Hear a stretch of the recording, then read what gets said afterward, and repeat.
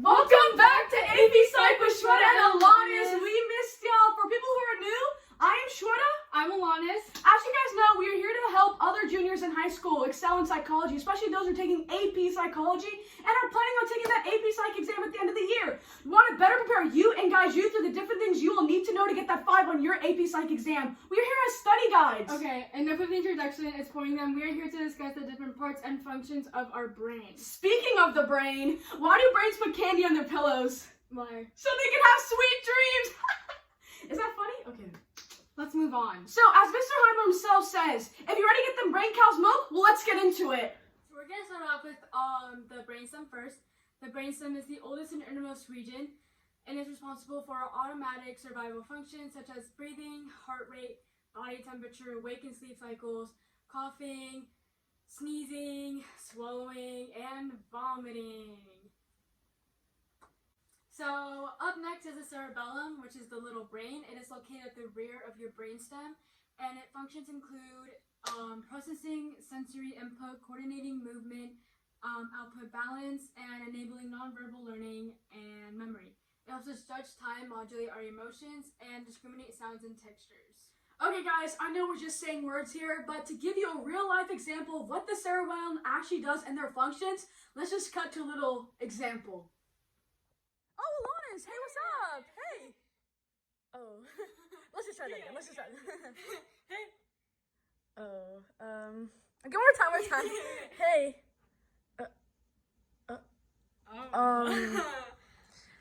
You're not really having good coordination with your movement. Oh, there's some jerky movement going on right now. Are you sure your cerebellum is intact or not severed or? Not sure. Okay, bye. Bye. Oh, all right. She's weird. Next up is the thalamus, and it's on top of the brainstem. It is the brain's sensory control center. It directs messages to the sensory receiving areas in the cortex and transmits replies to the cerebellum and medulla. It receives information from all senses except for smell, and it routes this information to higher brain regions that deal with seeing, hearing, tasting, and touching.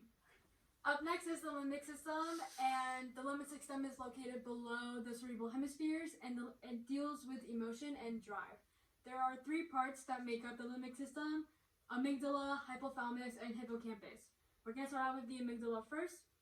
The amygdala is linked to emotion, particularly aggression and fear. Wait. Let us just show them what we're saying on this one, huh? Okay. All right, let's roll to it. I'm a fighter! No! That was funny. We did a good example there, huh? All right. Next up is the hypothalamus, and the hypothalamus helps govern the endocrine system via the pituitary gland, and it is linked to emotion and reward. The hypothalamus deals with our hunger, thirst, body temperature, and sexual behavior. It helps us be in a homeostatic state, internal state, and it contains the nucleus accumbens. It's in front of the hypothalamus, and it is the reward center. Example, right? Yeah. Example? Yeah. All right, let's just get... Yo, okay, for the video, that's enough. All right, were you in my man's last night? Don't about it, shut up. Okay, come on. Let's do this. Let's go. Oh my god. Yo, Alanis, where are you going? Oh my god, I caught Alanis doing what? She's eating, and that's a part of the hypothalamus. Alright, the last part of the limbic system is the hippocampus. And the hippocampus helps process for storage explicit conscious memories of facts and events. The hippocampus decreases in size and functions as we grow older. Example? Yeah. Let's give them a real life example. Remember that video we filmed 2 years ago? Yeah, I think so. Yeah, I do. Yeah, that's that music video, right? Yeah, it was. Oh yeah, I kind of shine more than you in it though. No, I don't. You don't think so? I thought that was my long-term memory that I remember that though. Let's remember it.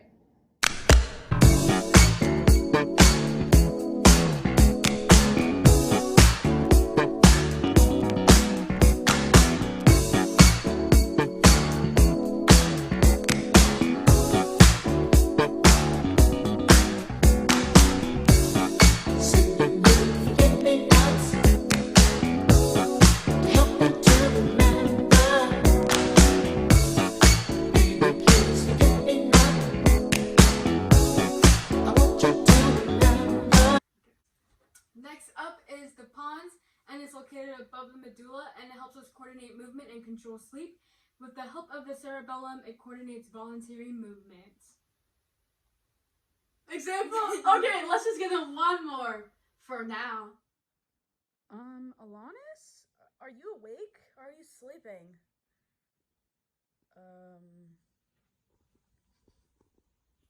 Oh my god. Were you sleeping or daydreaming? What were you doing? Yeah, I was like sleeping. Oh, cool. Been a long day. All right. Next up is the reticular formation. It is a nerve network in the brainstem, specifically in the middle of the medulla and pons, and it plays an important role in controlling and enabling arousal. It is also responsible for a sleep and wake cycle. All right. Let's show them what it really means with an example, right? Am I right? Yeah. Okay, all right, let's go.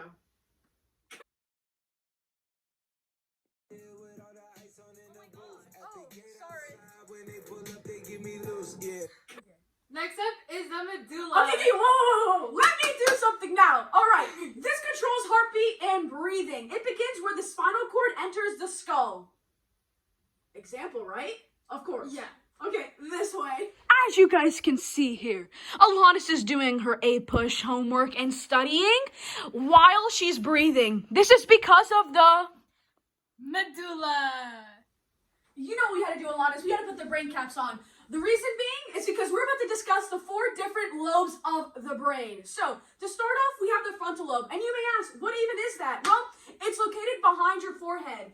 It's involved in personality, intelligence, and the voluntary control of muscles. Damage can alter personality and can remove a person's inhibitions, can also impair moral judgments. So, the 2 major cortexes you have to know that are located in the frontal lobe is motor cortex and the prefrontal cortex. So, the motor cortex controls voluntary movements. Located at the rear of the frontal lobe, body areas that control precise control, such as fingers and mouth, occupy the greatest amount of cortical space. Prefrontal cortex involved in higher cognitive functions such as planning, reasoning, and self-control. Located in front of the motor cortex and directly behind the forehead. So, we might have to kind of give them examples of what this might actually look like, huh? Yeah. All right, let's just do it this way.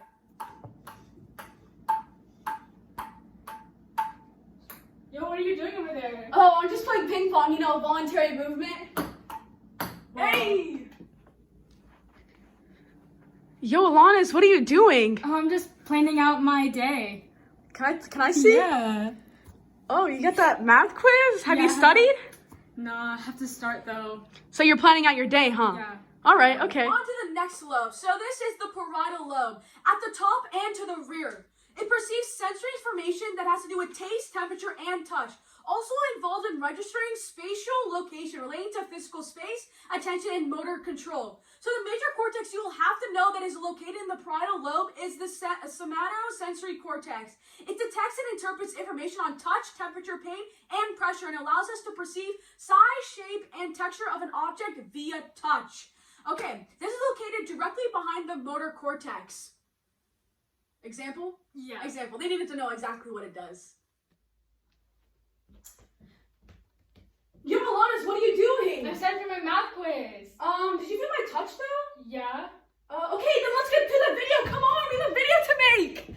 Okay, guys, you might be confused on what the difference is between the motor cortex and the somatosensory cortex. So, the somatosensory cortex interprets the information, but the motor cortex tells the body to physically move. You will have to know the difference, and this is just simplified, so yeah. Okay, on to the 3rd lobe. This is the temporal lobe. This lobe is involved with hearing, language processing, and memory. People with temporal damage have problem filling the experience into long-term memories. Damage can also impair a person's ability to recognize faces. Basically deals with hearing, and auditory cortex is located in the temporal lobe.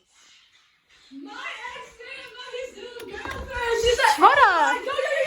I need to Oh. study for my math quiz. I heard it all the way from upstairs. Oh, my bad. I was also studying, kind of. Okay, I gotta go. We gotta go. Last but not least, we cannot forget about the occipital lobe. This lobe processes and responds to visual stimuli. This is where your visual cortex is and includes areas that receive information from the visual fields. Processes information about aspects of visual stimuli such as color, shapes, and motion. Eyes only perceive incoming information, but the occipital lobes process and interpret it. A stroke or lesion to this area can cause blindness or damage to the vision field. Basically, where your vision is received. You're just saying over this math quiz. Oh my god.